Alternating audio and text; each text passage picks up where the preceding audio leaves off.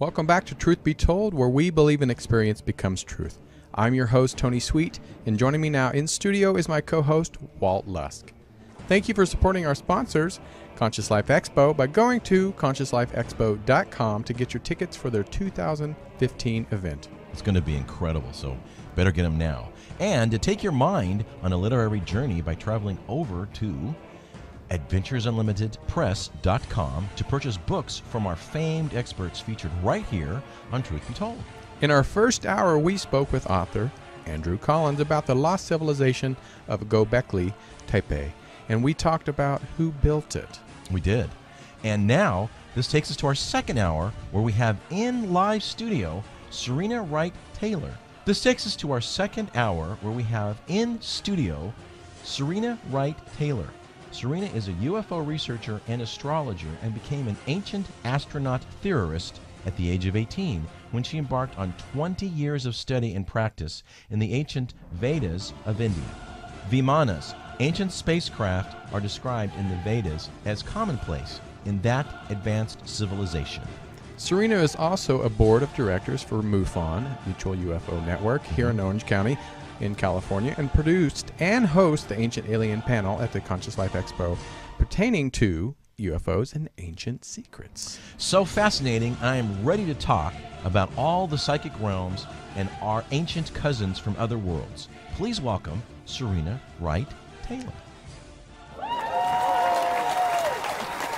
All right, we are here with the one and only Serena Wright Taylor. How you doing? Great, thank you. All right, well, welcome. Yes, we are so excited because we love in studio. Absolutely. Like we were talking, most people are overseas or in the Midwest or South or wherever they are, so it's great to have people in studio. Yeah, the audience is tired looking at Tony and me. So I know. I mean, after a while, they're like, we'll just listen. Well, first of all, Conscious Life Expo has been such good people to me by sending me amazing people. And then you're like, wait a minute, I'm one too. And I didn't even know that you had such a background in UFO research and also intuitive. Yes. So let's start with, when did you find out that you were an intuitive? Because we'll get in the UFO, but when did you find out that you were an intuitive? Well, when I was little, I had various experiences of seeing beings. And so that was more of a psychic experience. Right. But as far as seeing something in the future, it became kind of second nature. Some things would happen, and I didn't always talk about it. I just kind of knew. Like if someone was going to pass, I would know sometimes. So you knew? Oh. Yeah, sometimes I would know if they were, it was usually an older relative. It wasn't someone young. But then I might know, what age I would be when that relative would pass. Think, oh yeah, it's time, kind of. But I wouldn't say anything about it. You wouldn't even say goodbye? No, I mean I wouldn't say in advance. I just kind of knew. And then I remember also when I was little, because I love Christmas. I still love Christmas, and I loved white Christmases. And I would know when it would be a white Christmas. I remember telling my parents it's going to be a white Christmas, and they would say, "Oh no, the weather's really going to be good. It's not." But then what it was. And so little things like Forget that. the groundhog, just go to Serena. Yeah. So And did your folks start believing that, okay, if you say so, it's going to be? And I think they did. Sometimes it would happen with horse races too. When I went to the horse races with them, so Wow. Were you able to capitalize on that at all? Yeah, not really. You want to go to Vegas? And you know what? I don't have that now. Oh, I don't okay. have that now. But I help people with various things, things that they really want to know about, like meeting their soulmate or financial or moving, and so I do it in relation to also their Vedic chart, because I find that so accurate for timing. Because a lot of us, we can see things psychically, but when we combine it with astrology, we get the timing on it. So then I can be more, give a whole perspective to a person. I find it fascinating because, Eddie Connor, who's usually here with Walt and I, yes. you know Eddie? Yeah, I know who he is. He's here usually. He's in North Carolina, but he's a Tar Heel this week. He said it was harder for him to come out as a psychic than come out as a gay man. Oh. And and I found that fascinating because he's from North Carolina, and being from North Carolina, not only gay and a psychic, it was a double whammy.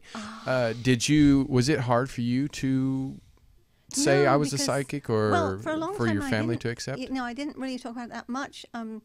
with my family, and then I was living in temples. I was in the Hare Krishna Really? temples. Oh, Yeah. nice. Yeah, and We're so out here in the London States? first, Oh, in London. yeah, Okay. in London, and then in America, yeah. And when I was very young, when I was 18. And so then one lady was doing tarot, and her husband was a Vedic astrologer, and so they looked at my charts and everything. They said, you should be doing this, you know. And I thought, oh, I don't know. I could start doing tarot, and that worked. It was very good, so I would do that for friends. And then the astrology, I didn't want to do all the math part. So once, you know, computers came in, You're like, shoo. I could read the chart, but then Right. someone else did it. But then, you know, once we have computers, now I can, you know, make charts from scratch. So That would be I've done me. that for quite a few years. Yeah, that would be me. I'm not. Yeah, Yeah, that, I short, don't- that shortcut the, that Yeah, I shortcut don't the know process a what- I bit. call it the math part, but it's, you know, that kind of, those kind of things. So you have a combination of. Now, are you a psychic medium?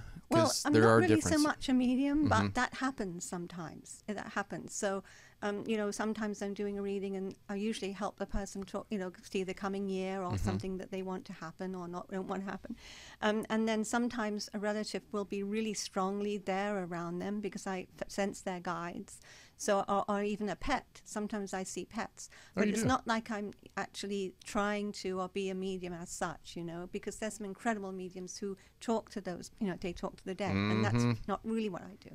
Yeah, it's yeah. The like Eddie always said. He goes, "I'm a psychic, or I'm a stadium psychic in a living room medium."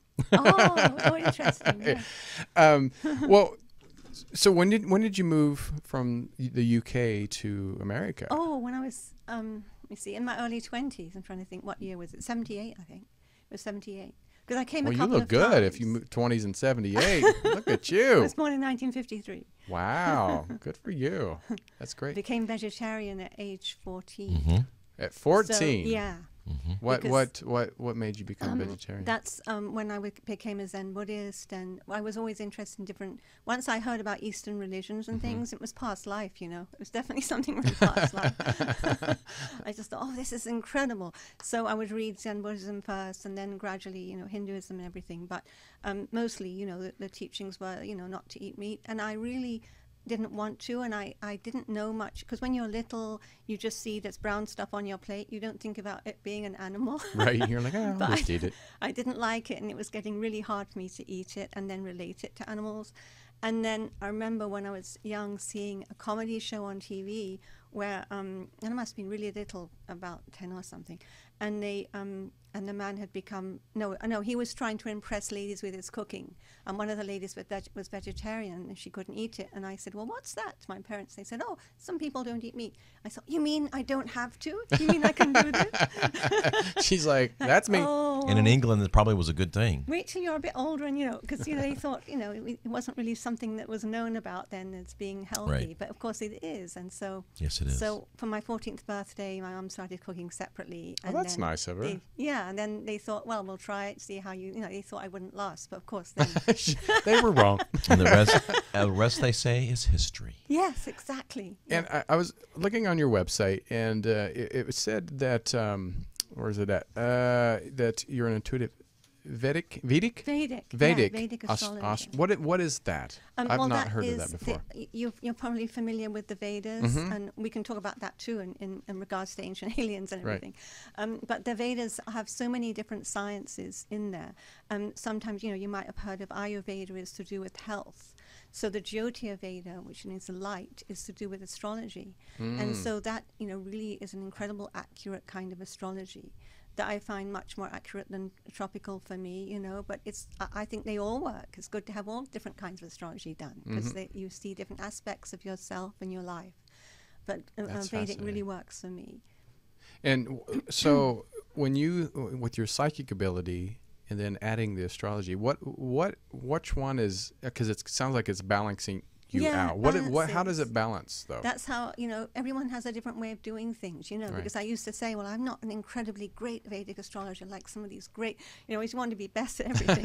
I thought I could never be like that. It wasn't passed down in my family. But then, you know, that my teachers would say, but you are intuitive too, so you can use both of them. And that's how it works. So I will study the chart, because I do this on the phone. And for an wow. hour before the person calls me, I'm studying their chart. I can see you know, what cycles they're in and their general makeup and everything.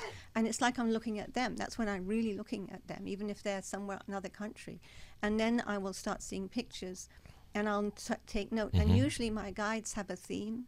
Like, you know, someone may need to have more self-confidence, and that may be what they need, you know, or someone may need to change their job or whatever. So there'll be some really strong theme that I know I've got to tell the person. And usually, you know, I'm right. That's what they'll ask. They'll say, hey, you know, this. I'll say, well, I got this theme. So the combination is really helpful. And that's what I use for myself, I suppose, as well, you know.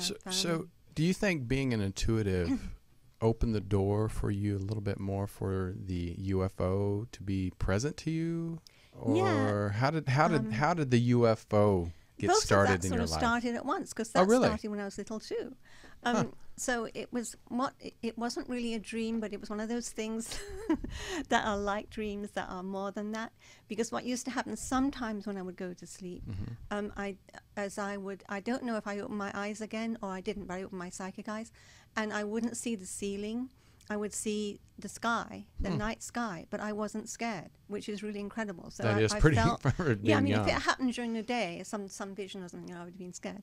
But what happened was I would be looking at the ceiling, and then I would see, you know, it wasn't there, and there was planets, and they were quite big. I would see, it's like as if I was traveling in the universe, and I would see craft. But even when I first used to have this experience, I didn't know we don't even calling them flying saucers. I just saw things like buses going around, or dragons, like beings that didn't need craft, and there are beings that don't need craft. And there's also craft carrying people and our beings, and I knew that's what it was. And so I would have that experience quite often. And then also I saw beings in my room, but I don't think they were extraterrestrial. And one of them I called night flitters, and I can still see them today sometimes. They're kind of like an insect, but they're a little bit bigger, or a little bit like a bat but smaller. And they go very fast, and they sometimes spin. And I think these are other dimensional beings. Like I say, you're talking about different dimensions. Yes, yeah. And so I kind of got used to the fact that there's other dimensional. And I knew after a while when I saw these, even when I was little, that they're not going to bother me. I'm just watching them, like, you know, like you look at birds out the window, you know. Wow, that would be actually pretty awesome to be able to see. Yeah. And you know why I think I was getting that? It's like a class. It's like something where you're learning. Was because during the day I loved to study insects, and I had books about insects, and I would look in the pond at home, at our garden, and I would look at all the, you know, mosquito larvae and all the things that live there, and put them in jars and look at them in the microscope. And so at night I was learning sometimes, you know, as above, so below, that it's like a pond up there. It's full of life. They can be going from different planets. They can be on different planets. And so I got to have that understanding without realizing it, you know. That is, I love that fact. I mean, to be able to see another dimension, and I'm sure maybe if we concentrated enough or be able to meditate enough, maybe we could open that door. But to be able to just be born. It doesn't happen all the time. Yeah, I know. Why do you think that is? Well, I do have what I call night classes. And I never know when they're going to happen. I have sometimes really big ones, really incredible ones, where, you know, and I'm sure a lot of listeners will recognize this, because I think we all have them, where you're in a schoolroom. It's like a schoolroom. They try to make you comfortable, like a schoolroom. Your spirit guide. I always think it's my spirit guide. It could be extraterrestrial teaching. They're teaching us. And we learn to heal people. We've learned to do all kinds of things. Really? Bring up energy and bring it through our eyes and heal, or actually in one situation I was even putting a building back together that had been bombed, and that was an incredible experience. It was like a backwards film. It's like a reverse film. And I talked to various researchers about that who have, who help people with, abductions and things like that, because a lot of people are having this. And they said, oh yeah, they have classes and you learn time manipulation. That's one of the things. That's what I can think, that maybe sometimes there's different timelines and we can help on some timeline. Right. But when I was working with healing people, and I was with a bunch of people doing this, and in my head, I thought, I want to go back. I knew I was somewhere. I thought, I'm going to go back and I'm going to do this. And the guide said, the teacher said right away in my head, you can do this if you know the secret. And the secret is do it without ego. if we can give up the ego about it, we can do a lot of things. Absolutely. That's Isn't that sage funny what advice for anything. humanity would be so different if people would just get rid of the ego.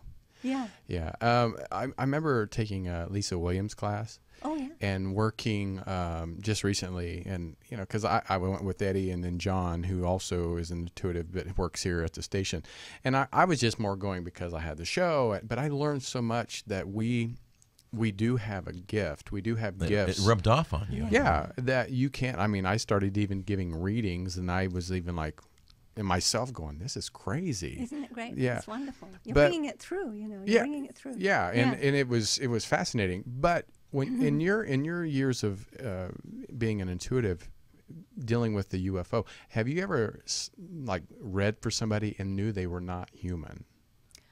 Or do you believe that there are aliens? I do think that a lot of us come from other places, but not necessarily, you know, in this lifetime, obviously. So I do often feel, you know, that I'm reading with someone, and they know usually, you know, that they're from another star system, originally, and came here to help, you know. But the thing is, when we come here to help, we get entangled in all the karma. So everything produces karma. So then we have to come back and work out that karma, you know, and things like that. So it's hard to just come and help on a planet and not be involved. It's a big job. But yeah, people, and I've been noticing also that people sometimes have a certain star system on a point in their chart, and they relate to that star system. Like my husband has the Pleiades really strong on his chart next to his moon. I mean, obviously the moon is in front, but it was in front of the Pleiades. And he's had incredible UFO experiences, and we can talk about that another time. You might want to go on the maybe show. he'll have to come And back. he's a visionary artist. Oh, great. And he's, but it all started when he was on a ship. And met ETs that were very looking like Pleiadians, what we call Pleiadians, really. So I've noticed that, and other people, you know, who relate to star systems, and they're really strongly on their chart on an angle, usually on an angle. That is so. Have you ever met an alien, like face to face? Have you been abducted? Have you read for anybody that has been abducted? I haven't actually seen a Grey. I totally know, you know, that they exist, the Greys, and that people are having those experiences. Right. But I've had, as far as those kinds of ETs, I did get one on camera in Puerto Rico. Yeah, I think it was. But of course, there's all this, you know, why are we wondering, is it a cactus? But I can tell you, do you want me to tell you about that? Yes, I want to hear it. That was because I love to investigate there, and my husband's also a surfer, so and that's where he had his good UFO experience when he was 28. But we went back there, and Jorge Martin is really the chief investigator there of UFOs, and he has a magazine. Is that part of MUFON? Well, no, he's not actually. He's independent, and he has books and he has magazines. And he's been doing that for years. And I'd been hearing about his research since the 80s, since the late 80s. And so we went, we'd gone with him all over different parts and investigated with him. And then the next time we came, he was not there. But I had read in his book about a man who had discovered something at Cabo Rojo Lighthouse. And then before Jorge could get there, he was dead in a very suspicious way. So I thought, something's going on at Cabo Rojo Lighthouse. That's so like any investigator, we had to go there. You know? Angela Lansbury, Murder, She Wrote. So we went there, and all on the way, there was a nature center. So we looked around the nature center. Then there was a lookout with a telescope. So we went up there. And it wasn't looking, it was looking out at the salt flats, but behind it was a thick forest, a thick dry forest. Right. And I said, well, you know, that's where something would be. They're not going to have it facing, this telescope facing anything. Right. So that we went across the road, and we went through some salt flats, and we went into this, it's supposed to be a nature walk, but no one's there. And it actually says, keep off the salt flats right in front of it. So we kind of don't want to go on it, but we did. So I kept taking pictures. Yeah. I thought, this is where something can be. She was on a mission. Yeah, because we were so near Laguna Cartagena, where the ships used to come, you know, the UFOs are often seen going in and out of that. And we'd done another investigation there, which, you know, I can talk about another day. But this one where I got the photo. So we kept taking photos, and it was very quiet, and there was only one bird singing. I remember that. And we got so deep into it, we thought it would loop. but it never seemed to loop back. So I thought, let's go back the way we came, because this is going on forever. So we started going back, and then I started feeling really odd, like an energy, a really strange energy was there. And I said, I'm sure there's some ETs around here, but we knew they're probably underground. So I kept taking pictures, and then at the very end I thought, well, I want to have one of the pathway that we're on in case I give a talk about this.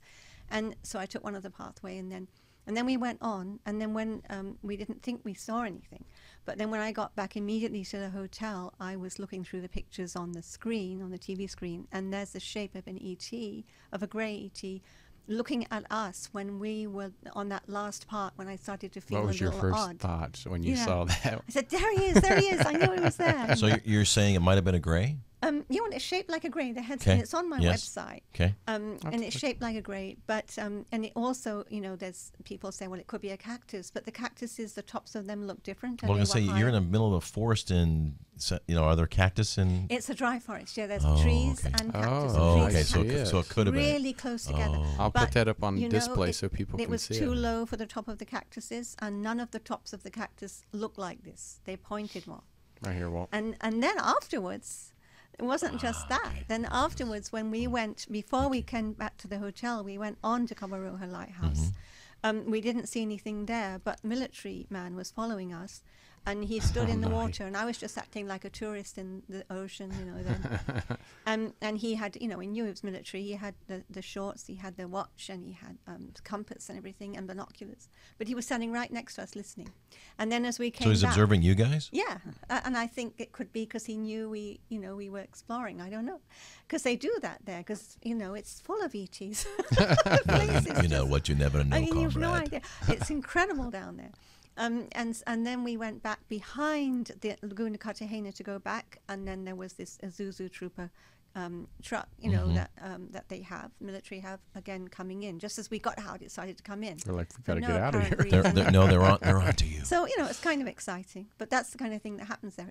It's exciting to investigate. Well, you're a UFO researcher. I want to know your first UFO, like your first... Before we went on air, you were talking about you had an encounter of sorts? Which one was I talking about? Don't know. Well, I want to know your first investigation that you ever did as a UFO investigator. It was my first one. Well, the thing is that before I did any investigations, I saw UFOs a few times. So in UK or here? Actually in America, yeah. Oh, yeah. And one of them was when, I can't remember what year this was. This was back in the 90s, early 90s. I was going with Sean David Morton and a few people to meditate for to help the planet with earthquakes and everything, do some special Tibetan meditation on Santa Cruz Island. And on the way, there's nothing in the Pacific. Yeah, right, right here, really. And there was nothing in the sky. But I thought, as we were getting nearer the island, I saw a dot, and it got bigger and bigger. And I thought, is that a pole? Is there some kind of tower there, on the island? And then I realized, no, that's a UFO just standing there. And I said, there was a shaman next to me, Native American, and I said, I think that's a UFO. He said, yes, I've been watching it for quite a while. I said, why didn't you tell me? He's like, oh, yeah. You didn't ask. And then, so we were watching it. It was right over the highest point. And then when the boat moved a little bit, and then it moved back, it had gone, just like that. You didn't see it move at you any either way. And another time over our house, when I was really busy, when my children were small, in Culver City, this was. I went out to lay on the grass, and I don't know why. It was in the middle of a busy day, but I said, I've got to just, let the earth, take some of my stress. Take it, Earth, take it. And I looked up, and there was 3 clouds that looked like angels, and it was incredible. It was, how could it be that there's 3? Like sometimes you think 1, but they were all in different poses, like this and that, or with their wings out, or like blowing a trumpet or something. Everything was so typically like an angel. And I know 3 has some important significance. Yeah, but there was 3, and I thought, well, this is incredible that there's 3. And then we noticed that was 3 points of light. Now this is in the day, in the afternoon in June. Okay. And so it's not dark at all. So there's 3 that they look like stars at first, but there's no stars out. And they stayed there the whole afternoon. And we got the telescope, and I didn't have a camera. and it's just amazing. Oh, my I didn't goodness. have, but what happened with the points is the UFOs really was that they would blink out and then come on in another place, like that, and Kind of move. yeah. And nobody else saw them? My children saw them. Oh, they Yeah, did. we So in went other up- words, it wasn't like a different dimension that you could see. It was. No, they were there, and actually Were that they blinking night, lights too, or were they blinking lights too? Or They no? were no, they were just going out sometimes and on in another place. Like they zipped over there, and then these three clouds gradually dissipated. But it's interesting that they had maybe created the three angelic clouds. So I would look at that and then see them, That's and other people fascinating. might have done the same thing. And our friends who were having dinner that evening in Marina del Rey said they saw a UFO go right across the ocean. And At the a same bigger time, one. same day. The same day, that night, yeah. Not at the same time, but the same day. I've Yes. heard that you're getting back to your Santa Cruz thing. That Catalina, for example, that there's more sightings underwater and whatnot of Oh, UFOs yes. there than practically anywhere else in the world. There could be a base there. Yes, that's one of the wonders if that's actually the case. Yes. Because I saw something on Ancient Aliens about the fact that some of these, the graves specifically, possibly, are actually underwater. Yes, and well, I think a lot of them are underwater. Yes. In fact, one man was healed of he had some terrible pain in Puerto Rico, and he wasn't really into UFOs or anything. And I forget his name now. I'm really bad at remembering them. But he was laying down, and it's about 9 o'clock in the evening, and his family were in the other room because he had an ulcer and it was really painful. And then he felt that kind of feeling that people do, a kind of tingling. And then he closed his eyes and he opened his eyes and he was on a ship, but he was on a ship with two very human-looking beings, and one of them didn't have hair and one of them did have hair, blonde hair, and they had robes. And they made him feel comfortable, and he could see where it was going, the ship, and it went right through Mount Britain, and which is in part of El Yunque in Puerto Rico, and then straight into the ocean underground, and it was then it went to a city, like underground city, that was where he could get out and breathe, and they worked on him, they healed his pain. And then they brought him back the same way. Wow. And he didn't even talk about that for ages until Certainly he met not. Jorge. Certainly not. It wasn't something that he It's wanted not any- cocktail conversation. Yeah, yeah, It wasn't something yeah. It he was wanted, underwater, and telling a story. So there's beings, I think, very advanced beings. And, Yes. Not, the Greys are another story, really, because I think that these advanced beings, mostly a lot of them look human-like, it seems, and they're spiritually advanced too. oh yeah, And, Yes. and in fact, the Vedas, they talk about, in the Puranas, about 400,000 in the whole of the universe and the different planets. There's 400,000 different species of human-like beings. So, and we are the less powerful. Yeah, I was They going to say, that. most of them are We're the less telepathic, and powerful. we're not. Yes, exactly. We're like the stupid ones. Well, Yeah. well, there's a few of us that have, like her and Eddie, that have the powers. Yeah, but not like that. No, we all have that. And in other ages, in more advanced ages, the Vedic civilization, we did have more of those powers. But if we use them now, we use them for bad reasons. This is true. And so, a lot of them are helping Side of us. the force. Yeah, guiding us. But that's what they do. But they don't interfere, I want to talk about Vimana. Vimana, yeah. I want to talk about that. The traveling from dimension to dimension and from worlds to worlds. I find that fascinating. I remember a few years ago, I interviewed. You would know her name. It's the President Eisenhower's great granddaughter, Laura. Laura, and she had talked about already going to Mars and traveling to Mars. Like saying, we've been doing this for a while. Backstory. It's been pretty common knowledge for those that know that Eisenhower actually encountered Yes. at Oh, Edwards Air Force yes. Base. She had said it too, yeah. With probably the Greys or some form of Yes. ETs. Yeah. I think both. Well, the story is that the others, the more advanced spiritual beings, were offered to help, and they that We we turned it wanted. down. Yeah, we wanted the technology. We agreed with the Greys because not we, but the powers that be. At that wanted to time. use the technology for For war versus medicine and energy. Exactly. Yeah, And- they turned and down so- energy and Which is medicine. so sad. Yeah, we Oh, wouldn't it's agree. radically- They wouldn't radically do- sad. They wouldn't share, but the Greys did. Yeah, they could experiment with people. So that's how it goes. So I think that they had more than one meeting with different kinds of ETs. But yes, Laura's going to be at the Conscious Life Expo. Oh, good. great. Oh, super. She's going to be Great. on the conspiracy panel and going to do a workshop. Yeah. I can't wait to maybe I can get her back. Yeah. Yeah, it'll be good. So so- talk about the traveling of from world to Yes. world. Yes, because the Vedas talk about, Yeah. Vimana means spaceship or airship, and there's different kinds. There's the, the more metallic kind. There's also the more etheric kind that, like we really have three kinds we talk about in the Vedas, or they talk about in the Vedas, where there's the material, and then there's the more subtle, just like intelligence. You can't see intelligence, but you have it, and then there's the spiritual or non-material, as you would have to Right. say if you were on Ancient Aliens. You wanted to say non-material. Right. She knows the terms. That's what Michael Cremo has to say. Michael Cremo's my godbrother. He also had the same teacher. He also.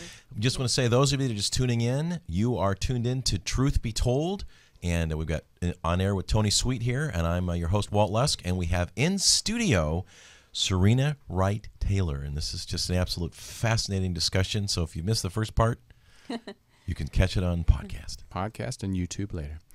So Vimana. Yes. So- So there's different kinds of vimanas, and they can be they can fly through the universe or through other dimensions. Some go to the spiritual.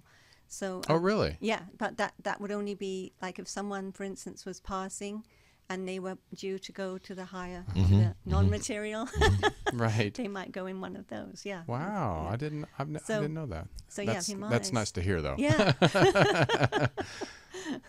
But yeah, they were in Vedic times. It was quite common for different kinds of ETs, and they had different names. Like the Gandharvas. You heard about the Gandharvas being a very advanced civilization that came in their Vimanas, and they're very like angelic, from a higher worlds.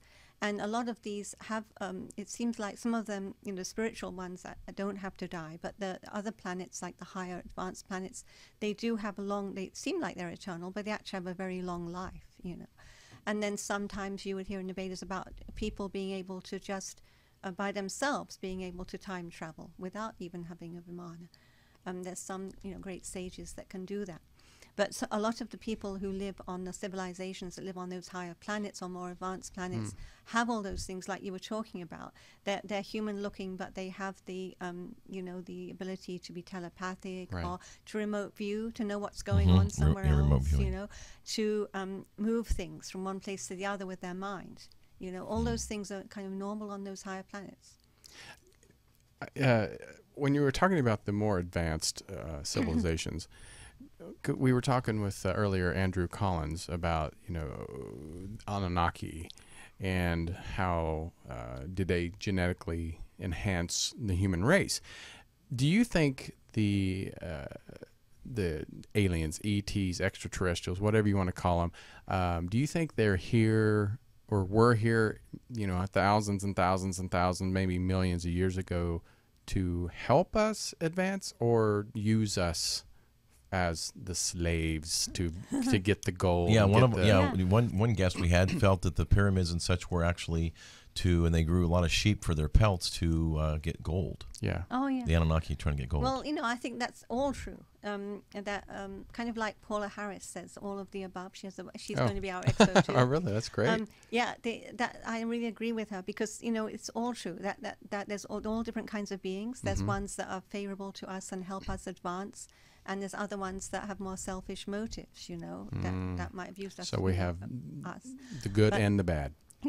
Yeah, and it's all relative to what's good or bad as well, But the thing is that we ourselves can choose our bodies. That's another way of looking at it. We don't have to go through any of that personally, because if we develop our consciousness, we don't have to be, in a slave body or in a difficult situation on a planet that's really difficult to live. We can advance upwards to higher planets ourselves, because we can put ourselves in different bodies. Wow, I love that. I really, because I remember doing a DNA testing, and we were talking about DNA testing, with Andrew, that I think England, English and Finnish and Switzerland, I'm like a mutt. Yeah, you're a mutt. But my last one was showed Southeast India, which I've found fascinating. And have you ever come across any studies or researched any DNA testing where you saw alien DNA, or have you ever heard of that before? I haven't done any, DNA testing. I think it's fascinating too. I'd love to have. If you ever know anybody that has done that, I would love to have them on the show. That will be interesting. Yeah. Well, then I'll move on from that question because then it's not going to make any difference.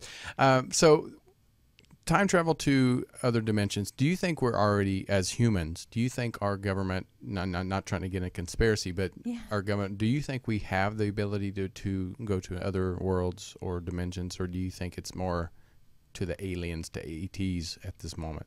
Well, I think that they have done that. Well, what about Stargates? Yeah, exactly. I think that some people know about Stargates, and really? they're keeping it secret in different places. Yeah, I think you're correct. Yeah, military definitely knows where they are. Yeah.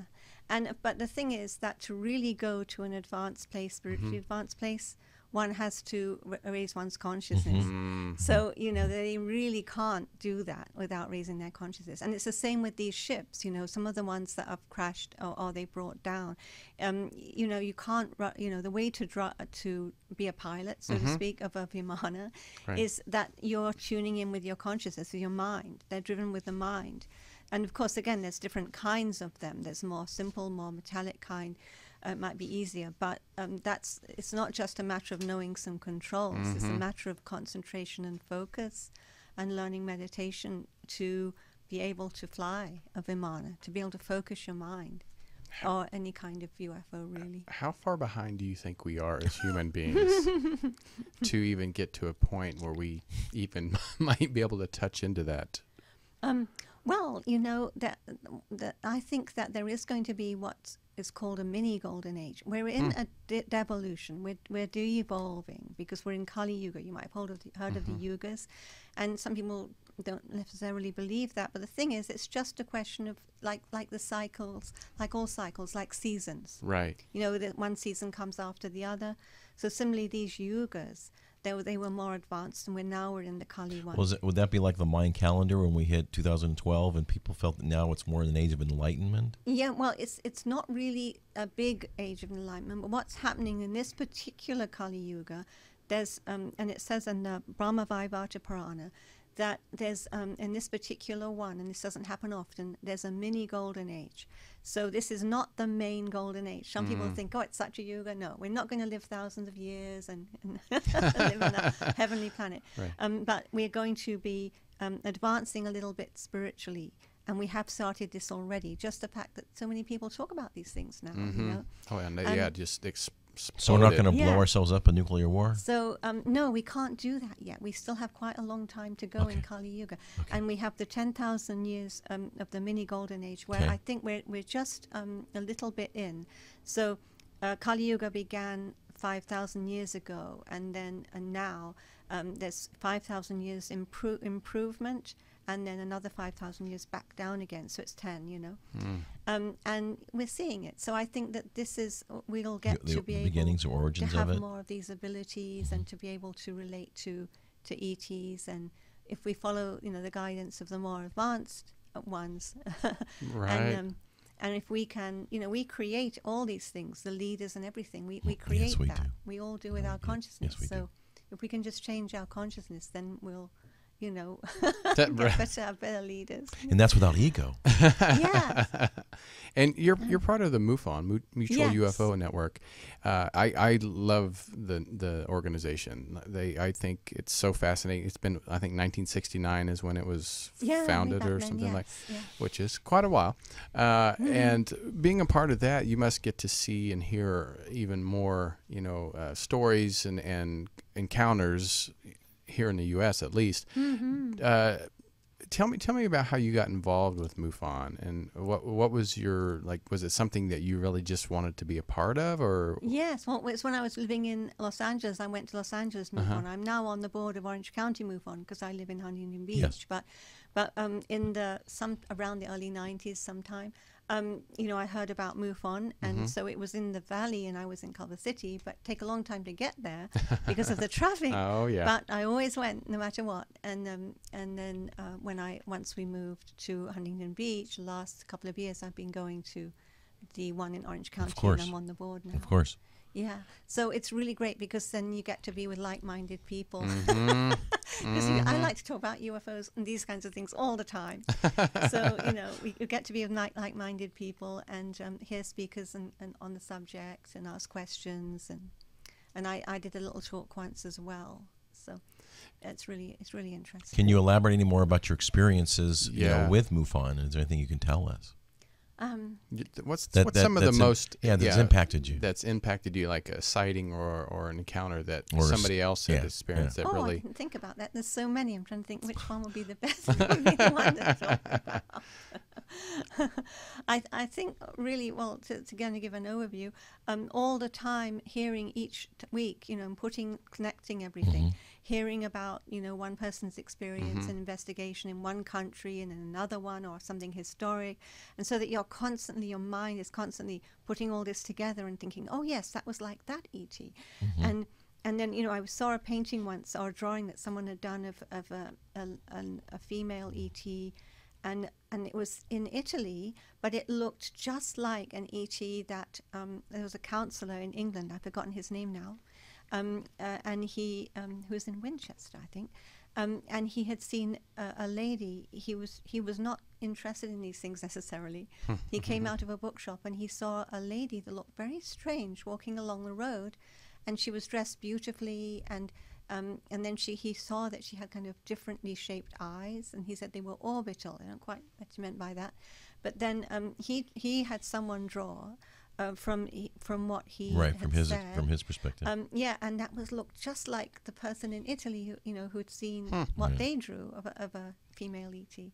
So I thought, oh, that's really interesting. So you're comparing notes like that all the time, you know. But yeah, that was an incredible story, and he didn't like to talk about it for a while because he was on the council, but he did eventually, and he got so interested in. I would love to hear some. Now, one question I have, in fact, that you're involved in MUFON, and obviously people report there are sightings, whether they're verified or not, and obviously MUFON goes through the process of doing that. From your perspective, do you feel that there are more sightings now, either because I know a majority of them are here in the United States, interestingly enough, but from a U.S. or even global perspective, do you think there's an increase of sightings? Yes, I do. But at the same time, people are getting, because everyone has cameras now, So people are getting more. So, you know, but I do feel they are. And I notice that when things are going on, something's happening, there's more sightings. Like when the earthquake happened in Mexico, and there were so many ET, and it sort of started then that we know Before or Yeah, I was going to say before or after the when it was earthquake. already going on, So but subsequent, it increased then. So sometimes when something prominently is going on the planet, it seems like they come and either they're helping or keeping an eye on us. Or I've heard something. Fukushima. I was wondering the I was going to Fukushima in ask that Japan. one. Yeah. Yeah, that's one of my interests. That there were some sightings and some things that Yeah, may I have heard about done that to too. help. Yeah. In other words, they lessened it, even though it's the damage and the It carnage could was just be. unbelievable. Yes. But Yes, because it's not supposed to be the end of the world yet. So I hope it's not. supposed to be. I have at least another 40 years. but on me. again, so you think there's a more? I mean, obviously, you know, do you think? So the question is there more awareness, or do you think there's more sightings, or do you think maybe a combination of both? I think it's a bit of a combination, really. And as there's more sightings, more people are thinking about it, and they're more aware. And there's more people, looking as well. But we can. But the thing is, these days also people can fake them as well. Absolutely. Oh, yeah. So Absolutely. constantly we're looking at, is that real? Is that fake? Right. And With Photoshop technology, Photoshop yeah. is just hello. Yeah, But- technology and these young people nowadays can do with a computer what they, back in the day they could Yeah. never even do. But Absolutely. they really do exist. I just want people to know they really do exist. But people do make fake, videos as well. So you're a believer, obviously. Oh yeah, they definitely. Exist. You know what was fascinating to me? I interviewed the head of SETI a few years ago, and we were having this great conversation, blah blah blah, blah, and I said, so you're a believer, and oh no, I'm not saying I believe in them. I said, what? She's like, I've never seen one, so I can't say they're real or not. And it blew my mind to say, well, you're a head of like SETI, Yes, the most it's powerful. incredible. Yeah. So why do you think? Well, Why do you think so many people deny? We had one list the last show, guy who was in England, who was in charge of all the sightings in England for he's like going to 20 be years. speaking at And he'll be Conscious speaking Life. at Conscious Life Esco. And I asked, I said, hey, well, from your perspective, you had a front row seat in England. Are you? And he's in Monterey now, up north. Yes. And I'm drawing a blank on his name. But I said, are Pope. you? Are you? Nick Yes, Pope. Nick Yeah, Pope. yeah, I Nick booked Pope. him for the expo. Yeah, Nick Pope. He's It's like- great. He's terrific. But I said, are you a believer? I mean, do you think they exist? And he couldn't really state silent. And I find that And fascinating. sometimes people can't because of what their job was. Right. always, Well, I mean, he's Well, not. He was he's, pretty big. In, yeah, I in mean, British. I understand, and I understand his job, but ministry. he's retired. He's done. He's talking about it. He's here in the United States. Yeah, and I really think he does, though. I really He think does. does. He's just But kinda, I think he has to say that. I He's just don't. keeping his cards to his vest. Because Typical England. He's seen so much and had so He's many seen a reports. lot. But this Yeah. day and age, why do you think so many people, especially the government, why do you think they're denying it so much in 2014, almost 2015? Because we've seen so many movies, we've seen YouTube and the internet. Right, I know. We're hoping for disclosure. That's really rings a bell. It's not. Yeah, I just don't Disclosure. understand. Why do you think, as an intuitive and as a UFO researcher, why do you think? Well, it's a big thing to announce because It's it's been covered huge. up so long. And so it means the government's been lying to you for 50 years or so. Well, I think that Forever. I Yeah. agree, but on a more global scale, Tony, I think there's two big issues that address it. Not only the fact that governments all over the Religion. world are hiding it, religion is one, and science is the other. Yeah, that's true. It But would the shake a Vatican are talking lot of. about it. They're more open to talking about it.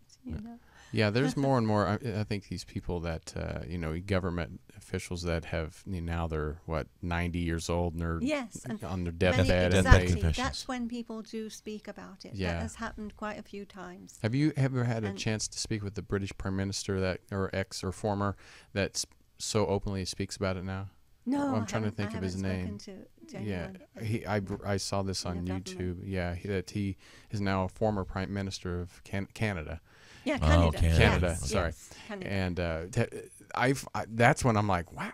I didn't speak to him. I was at conferences when he was there. Yeah. What, I'm Hellier, fascinated when you something. heard him speak. It wasn't like a great joy to hear that. Oh, though. it is. It's so good to hear that. Yes.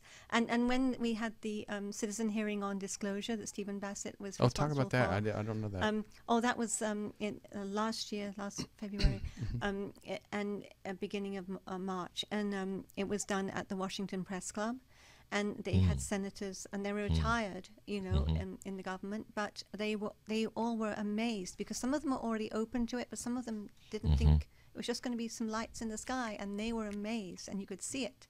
And they were convinced from hearing really? from military, from hearing from journalists, from hearing from investigators and doctors and everybody.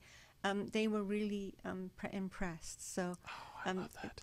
we hope that's going Well, to what's make it. interesting Yeah, I about, love just to fuel the fire in terms of hiding it, we know that the Chinese are going to the moon, for example, and I heard on some show that they had mapped the moon, and they showed this color map of the moon, and they were going to broadcast it, and it's going to be available, and the next day it was available, but it was in black and white. Oh, interesting. Wow. But I think, more people are going in space, more countries. And what if another country wants to disclose? That's what I think could happen. Mm-hmm. You I think Russian. They know a lot too. Yes. Yes, they Russia do. knows they a lot. do. Absolutely. Yeah, So what do you think is the most spoken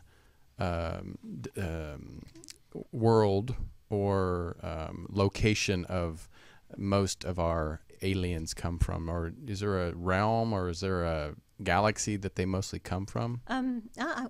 I don't know for sure. You hear, about Zeta Reticuli a lot, and of course the Pleiades. Orion's belt. But whenever someone asks, they usually don't tell us. So this Oh, has really? happened to so many contactees. Even when my husband has his interaction with the Pleiadian-looking ETs, he didn't know about that they were there from there at the time.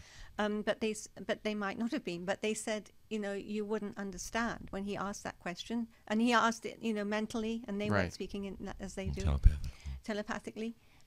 They said you wouldn't understand. It wouldn't mean anything to you, and Really? it wouldn't. It's just something. I'd out be like, there. try me. At least tell me. Exactly. But that happens to people all the time. It's and of course there's many. Like I said, there's so many like 400,000 recognized in the Vedas of even the human-looking ones. But then military, they're in like about 52 or more, or maybe it's in the 70s now. I always hear from these military people who've come out and said, we recognize at least 50 or more different kinds of ETs from different kinds of places, and of course some of them can be other dimensions, or right here, underground here. What about the that photograph of off the coast of Malibu? Yeah.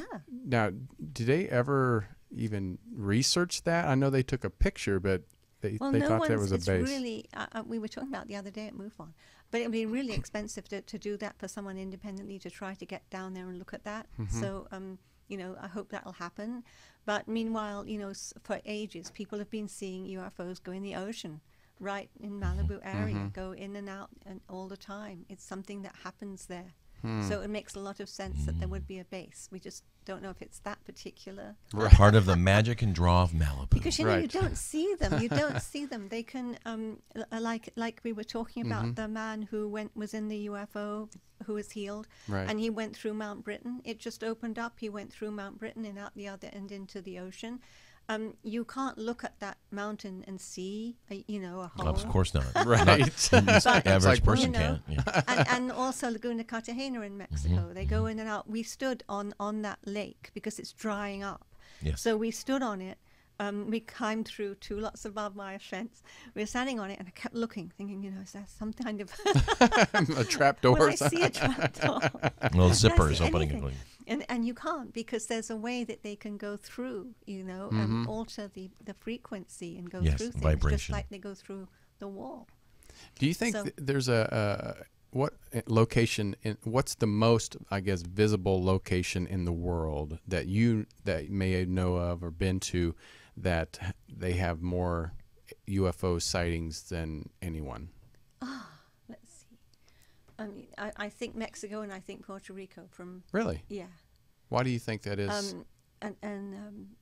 Well, one thing in Mexico, there isn't really any Air Force, so there's no one to interfere with them. And that makes sense. Yeah. they don't have to, we don't have to run into them or anything. That's one of the things. And of course, there's a big cover-up going in Puerto Rico. It's some kind of place. It's some kind of portal there, both underneath in the Puerto Rican Trench, underneath, and also, Now, the Puerto Rican Trench, that's pretty deep, if I recall. Yeah. It's very deep. Where there can be a lot of things going so in other words, trying to get down there is obviously a bit of a challenge. So that's what I would say. If someone wanted to really investigate ETs, go to Puerto Rico, go to certain places in Mexico like Tepoztlan, and then also try to communicate with them yourself, because they want to come to you. They're going to come to you, So I want them to we talk can to meditate. We can, because we really want to meet the spiritually advanced ETs. Yes, I don't want to be want probed by the Greys or whoever. You're like, no, I'll wait for the next one. Well, before we get out of here, we need to talk about Conscious Life Expo. Yes, So let's talk about the coming up February 6th through the 8th. First weekend in February next year. It's at the LAX Hilton. Yes. And that is a beautiful hotel. It's gorgeous. So yes, it is. It's actually feng shui, that Hilton. It's, crystals. Is it really? Yes, they built it according to feng shui. Wow. And so many wonderful spiritual conferences have gone on there. You can feel the energy. And so what I want to invite everyone to do is to come and stay at the Hilton the whole weekend, not just come for one day, but come and stay so that you're completely transported into another world. And we have some really incredible speakers. Every year it gets better, and I think, this is better again. In my section, UFO section, we have Jim Mars, and he, conspiracy section too. And he's going to be getting the award. He's going to receive the award, Lifetime Achievement Award. Wow. From George Congratulations Norrie. to him. Because we have George Norrie of Yes. Coast to Coast AM. Yeah, he's always there with us. And he'll be running a panel and having a meet and greet when he'll give the award. And in the UFO section, I have Richard Dolan and Paula Harris. Is John B. Wells going to be there by chance? I don't think he's going to be there. Okay. No, I haven't got him on, unless he decides to come. It would be nice. Yeah. And then, there's speakers in all kinds of areas, too, in the health field. And there's Greg Braden, there's Daniel Brinkley. Daniel. We have different people dropping by, like Tom Hartman, Marianne Williamson is coming. Oh, that's great. It's just, I mean, I'm trying to think of everybody. There's so many incredible speakers. So I'm going to have an Ancient Alien panel. Actually, Robert be there. Prahl is going to. That would be great. Me too. Yep. Yeah, and Mike Barra and Jason Right. Martell. Mike's been a guest. Yeah, yeah, I know. I got his just- I just Because got his of this book. lovely lady Yeah, here. I just got his book with Richard C. Hogan about NASA. I couldn't pass yeah. it up. It's Yeah. quite a tome. It's like, oh my goodness, this thing's thick. Oh, It's a yeah. huge book. And his other books, Ancient Aliens on Mars. Yeah, and on 1 and 2. he's going to be talking about all those kinds of things. And we're going to have the Ancient Alien panel on Friday. And we just have so many. I'm trying to think. I wish I had them all in front of me. But you can go to consciouslifeexpo.com and see our list of speakers. Get And your very tickets. soon- And if you're mildly interested or curious and want to dip your more than just your toe in it, you got to get a ticket. Yes. Yes, it's good to get them in advance. Come check it out. And, you know, there's obviously discounted in advance. And then stay at the hotel too, please. And meet Are there still everybody. rooms at the hotel available? Yes, there are. Mm-hmm. And we're going to be streaming. Yeah, From we're streaming, Conscious Life. streaming Will you- live will you from come there. Will you please come by Yeah, and please Oh, step come we say can hi. interview Yeah. Yes, you? indeed. That'll be so great. I yeah. would love it. We're so honored to be a part of it and it's gonna be be great. there, and we're honored to have you guys Thank you.